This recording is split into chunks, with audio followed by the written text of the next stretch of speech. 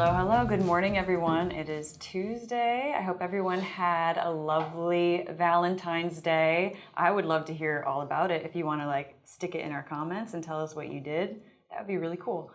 I also realized that yesterday we were we were dressed ridiculously. So all we could focus on was Valentine's Day because we looked like walking Valentine's Day cards, but we didn't talk about the Super Bowl. And so I never asked you, what did you do? Do you celebrate it? Do you, do anything? Well, we have two teams in our house, and neither of them were in the Super Bowl. What teams are you? So I am a 49ers fan. They lost 2 weeks ago. Okay. So to the Rams, who were in the Super Bowl. Right. And my husband is a Raiders fan. So okay. We're Bay Area football fans, right. Neither of which were in the Super Bowl. But we always watch the Super Bowl. My husband's super into sports. I like the commercials. The halftime show was bananas. Yeah. It was right. Oh, man, so good. And the food. That's what I come to the Super Bowl for. It's all about the food, really. The food and the drinks. So we had some friends over and just had, we just did a smorgasbord of all the finger foods and do you do beers. the typical ones We were wings? really low key. We did wings, we did nachos, and a cheese plate. So that's what we did. We did loaded nachos. Yeah. It's my favorite. So easy. Yeah, so easy. So good. So good. Any topping you want. Come on. It's so good. Exactly. This is embarrassing to admit, but it's embarrassing that this is the team that we root for, the Giants, and Why? What happened was when Tam and I met, he's British, right? And so he got into football, American football. He's very into, football, soccer. Right. Yeah. A little bit later in life. But when we met, we were like, oh, let's pick a team together. That'll be really fun. And we met in New York, and I've been living in New York for so long. We're like, let's do the Giants. That'll be great. Right. Didn't realize we picked a team that's having struggling a little, and yeah. I know there's some Giants fans out there, and I don't want to, I think we're on the up and up. Next season, it's our season. I don't know. I think we got a ways to go, but yeah. So we were nowhere near being in the Super Bowl, but it was still really fun. We had family over, and like I said, we did loaded nachos, but for me, yeah, it's always about the commercials, halftime show. Food, drinks, just vegging out. That's the best. Yes. And it's so funny. We, lived in California for so long that it's an afternoon thing, the Super Bowl. You watch it in the afternoon. Oh, right. And so I'm still getting used to this being evening, and it's night. Yeah, it's legit nighttime thing. Yep. And so, when we were planning this, I'm like, oh, well, all afternoon. And in my mind, I'm just like, oh, all afternoon is blocked off. Yeah. And my husband's like, no, it's after dinner. That's when we watch it. I'm like, I know. It's the afternoon. You're like, oh, I still have 8 hours to go till I get to eat my wings. Exactly. Yeah. Well, we actually have more to talk about in terms of the Super Bowl, which it's going to be incorporated in our Hot Topics today. So let's get started. Let's do it. So let's get started. According to Vox, the winner of this year's Super Bowl, money. Okay. Not a football team, just money. Just money. So in this article, it says that crypto advertisers were vying for your attention over the Super Bowl, dubbing the title Crypto Bowl. Crypto Bowl or Money Bowl. Or Money Bowl, because they want to be more inclusive. Yes. And that was including the sports betting. The sports. Because there was a lot of sports betting. I am out of the loop with this stuff. I was reading this article and I didn't even realize there was this sports betting world that was such a big thing that was happening, where they would actually be having spaces for advertising during the Super Bowl. It's that big. Oh, it's huge. It is. I can't watch regular TV in Pennsylvania without there being at least 2 ads per commercial break. Now for I'm noticing sports it. betting. Now I'm noticing it. And I think I just sort of you block out commercials when they come on or whatever. And now I'm aware of it. It's funny because yesterday I had the TV on. And I was like, it is everywhere. Yeah. And of course they want the spots because everyone's watching. Everyone's watching sports. And there's so much pressure on those commercials as well. I mean, I am one of them. I love watching for the commercials. They're usually the best commercials of the year, aren't they? Yeah. I mean, that's what people spend a lot of money on. So I thought it was really interesting that FanDuel and DraftKings both had promotions during their commercials to start betting during the Super Bowl for free. Yep. So that they can increase the conversion for the ad. Right. Since they're spending so much money on that ad, they want to get that conversion and get people into the bloodstream. Millions of dollars for a 30-second, especially a 30-second. I mean, you get the 30-second slot. I mean, you fancy. You very fancy. That's a lot of money, though. But I guess it's that worth it. So, I mean...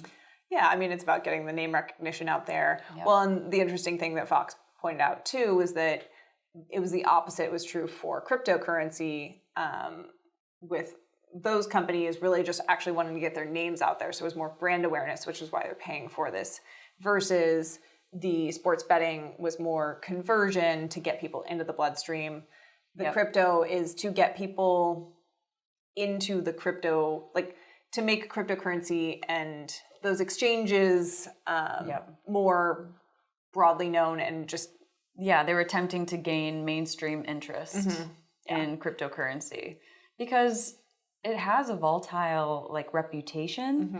So I think a lot of people have written it off already. Yeah. And so, putting it on that platform, during the Super Bowl, they just want it to get back in people's heads. Like, no, this is popular. Like you can make money here, This is normal. This should be part of your financial conversation versus it being a niche financial asset, which is, I mean, it's been broadening over the last year especially, but still there is so much volatility. It feels like it's a specialized piece of the financial world. Yeah. I mean, I really don't know that much about it. It's still very futuristic sounding to me. And I do have a lot of friends that are very involved in it, really geek out over it actually. I think just the new technology of, people, there's a type of person that just wants to be ahead of technology, Yeah. And I'm a little fearful of that. I worry about that for myself when I'm going to be an old woman that doesn't know how to work the stuff, you know what I mean? Getting scammed because I don't know how to work stuff, the new stuff. Well, not to answer your phone, and that's the first part. Except now it won't be phones. It'll be a chip in our head, and you have to blink or something, and it'll and I'll be do I blink once or twice? I don't know. They just put the chip in and sent me on my way. I just went down a rabbit hole, didn't I? Did I just invent something? Wow, maybe I am technologically savvy. Maybe you are. Maybe that is the future. Maybe. What else did it say? It said, so it could... Well, the article was arguing, is it a lucrative investment or is it just for fun, especially with the sports betting? And I'm sure it's a little bit of both, right? It's a risk no matter what, isn't it? I think both are risky, especially the volatility in crypto right now. But sports betting is gambling, and typically gamblers don't win overall. Casino always wins. We've talked about this. Yes, the casino always wins. But it is also about the experience and having, so you could more involvement in the game. Right. You could win a chunk of change. Right. Or you can think of it as this is kind of a game and it's fun. But then there's the scary thing is people can get a little addicted to both. Yeah. So you have to make sure that you're really paying attention to, your approach with. And I think that the approach, especially with sports betting, should be, and I'm not a person who likes to gamble, so this is coming from somebody who doesn't understand, I guess, the compulsion or the desire to, but it should always be money that you are just going to... That you're fine with losing. That you're fine with losing, yeah. Right. And you shouldn't be betting more than you're fine with losing. Or if you are in debt and you have financial stresses or worries, you shouldn't do it in the off chance that you might win. Right. Then that's a slippery slope as well, isn't it? Right. Yes. But again, yes, I'm giving advice and I don't know anything about like we're not experts on gambling, on any of that sort of thing. So, but yeah, I mean, part of me can understand that if you do win, you'd be like, oh, I mean, that rush that you would get and everything. But I just can't believe it is becoming that mainstream and more states. It's legalized in more and more states now. So yeah, it's just becoming a part of life, isn't it? Yeah. You don't have to just go to the casino. You can watch a game and just be on your gamble. phone. Yeah. That's the crazy thing. Somebody was, one quote they had in the article was that it's easier to bet on sports than it is to do your banking. And you're just like, yeah, that could be true. I bet it is super user friendly. Are they apps? I don't know. I've never like logged in to see what. Yes, I think they all have apps. I mean, I think you can do it on a monitor as well, but they are all apps. Everything's an app now, Everything's an app these days, yeah. And I'm sure, I mean, they know how to make things so user friendly, and that'll draw you into, if it's easy. The gamification. Yep. Wow. So there you have it. Cryptocurrency, sports betting. It was all happening this year on the Super Bowl. Yep. Did you get lured in? Tell us in the comments. I want to know. I think we're just going to go to a commercial break, and we're going to come back, and we're going to talk about Prince's estate. Interesting stuff. We'll see you soon.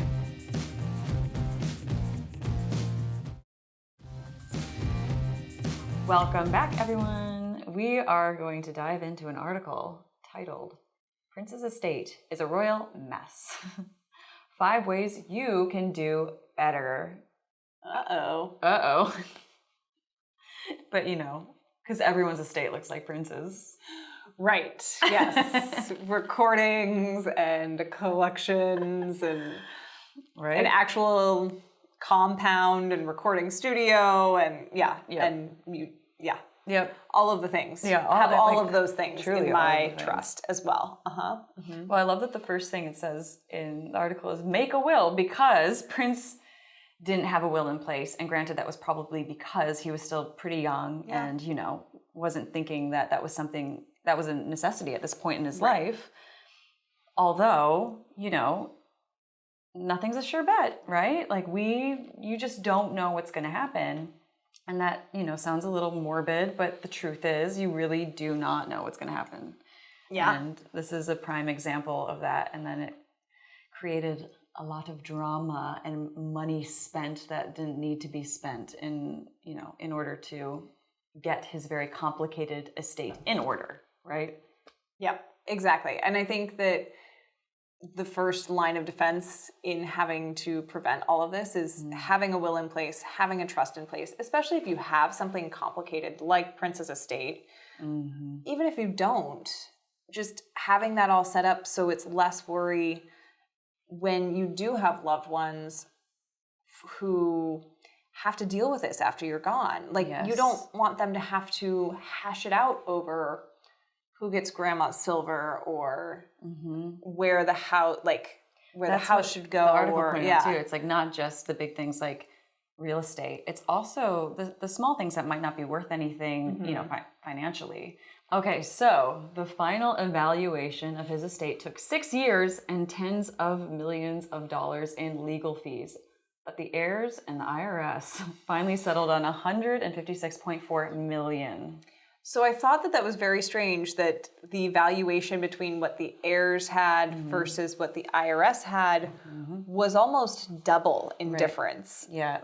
Which seems insane to me that you're so far apart. Right. I mean, obviously, well, not obviously, but I assume that the heirs did not probably want to pay the taxes on the full value that the IRS wanted them to pay the taxes on, which ended up being $39 million in taxes. Yeah, the IRS was hot on that. That doesn't even include all the lawyer fees for the last 6 years, which were very impressive in terms of how much they must have spent. I mean, if it took 6 years to come to an agreement, that's a lot of money. A lot of money. I mean, they just said tens of millions. We don't have the exact number. They didn't want to put that out there. But tens of millions? Yeah. Well, I mean, it's wasted money. Just because you didn't have your will in place and well, and especially a will and a trust. Like he definitely, if he had a trust in place and have them both signed, which is the other major factor, you can have a will or a trust. Yeah. Make sure it's signed. But if they aren't signed, it's not legal. So you have to have that step done. Yeah. And then I think also goes back to how much is it worth? Making sure you know how much things in your estate are worth. Like go to a reputable evaluator, whether it's real estate or whatever, funds you might have in an account. And in his case, it is complicated because in the article it said intangible assets like rights to Prince's music. Right. And so, that's a little more complicated because it's not so finite, is it? It's a little more vague. Right. So that would have been something that he would have had to have, really gone into and figured out, probably with an expert, a financial expert. Yeah. And I think one of the other things that I also took away from this was making sure that not only do you have a plan, but then to communicate it out to the family or to whomever is involved so that everybody is aware of it potentially beforehand, which then helps mitigate things and mitigates people litigating on the back end after you've gone. Yeah, and also, prevents all of that fun tension that you read about when this happens. Right, or see in movies. Or when there is a will in place, and then everyone's shocked as to what they decided to do with their money. Right. And that's just... That's not a fun position to be in. No, it's definitely not. You're like, you did what? I thought we were close. Just better to know. Even if it's a large pill to swallow, just lay it out on the table. And one of the things that I actually thought was very actionable from their 5 things that you can learn from this was putting your assets into a spreadsheet and having your assets, who you want it to go to, and then also the value of the asset. And then using that and starting from your biggest assets to your smallest ones. And your smallest ones might be something that's more sentimental and doesn't have any value, but the sweater she knit. Exactly. But, your cousin Clara really wants that sweater because it's sentimental to her, and maybe your kids don't, and that's fine. We had when my grandparents passed away, they didn't have things as neatly laid out like spelled that. out for everybody. They didn't do the spreadsheet. And my grandmother was an artist, and so there were a lot of paintings. Yeah.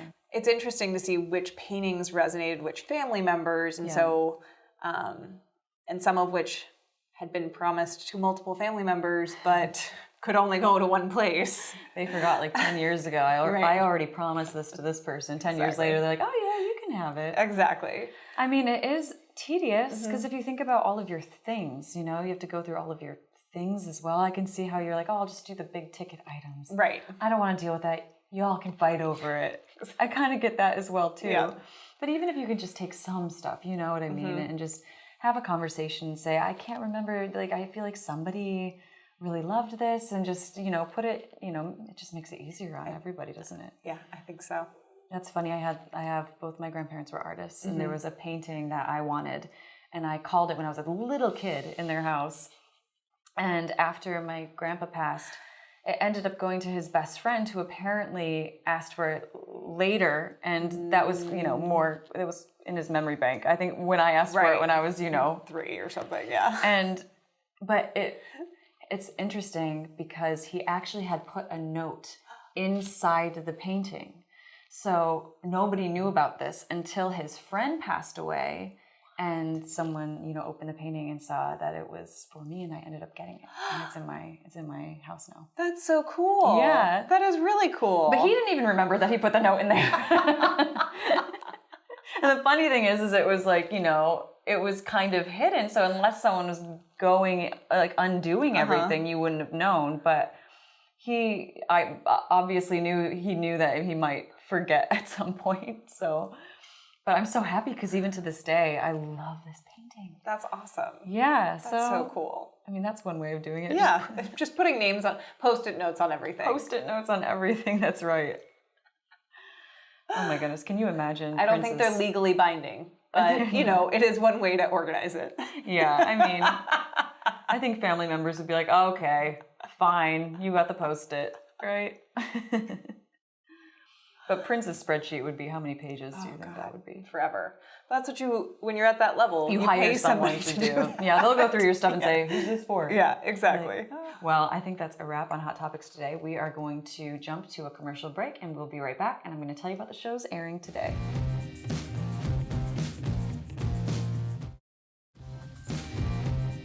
Today on Mortgage Q&A with AJ, we learn if it's the right time to buy. With low inventory and interest rates on the rise, every prospective homeowner is asking themselves this question. So be sure to tune in. On today's episode of Cunningham Legal, we learn how to financially prepare for the death of a loved one.